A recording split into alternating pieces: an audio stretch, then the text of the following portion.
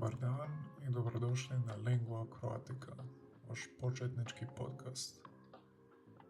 Where do Croatians study or work when they're at home?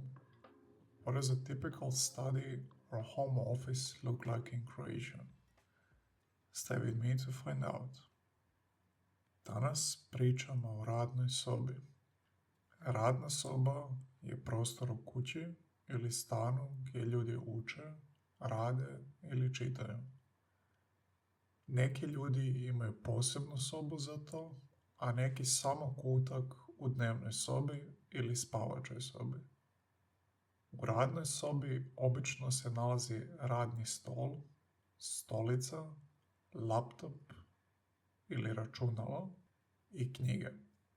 Na stolu često stoje bilježnice, olovke, lampa i možda šalica kave ili čaja.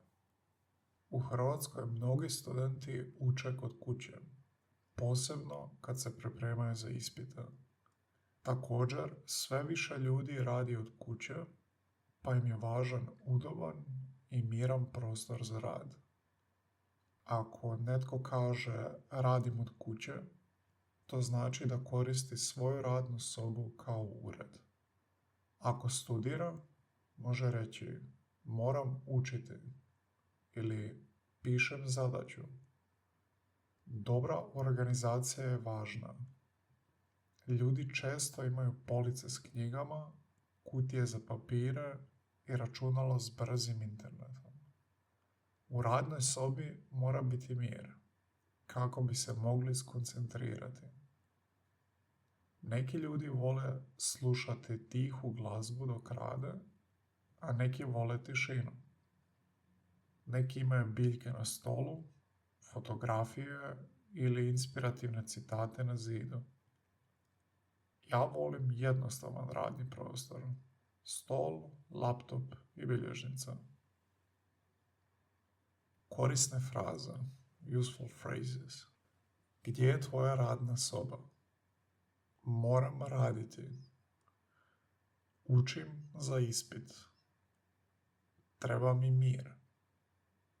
Sjedim za radnim stolom. A sada pitanje za vas.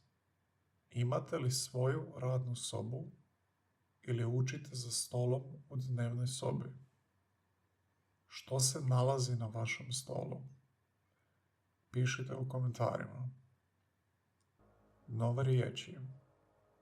Study room, radna soba. Desk, radni stol. Chair, stolica. Computer, računalo. Laptop. Notebook, bilježnica. Pen, olovka. Books, knjige.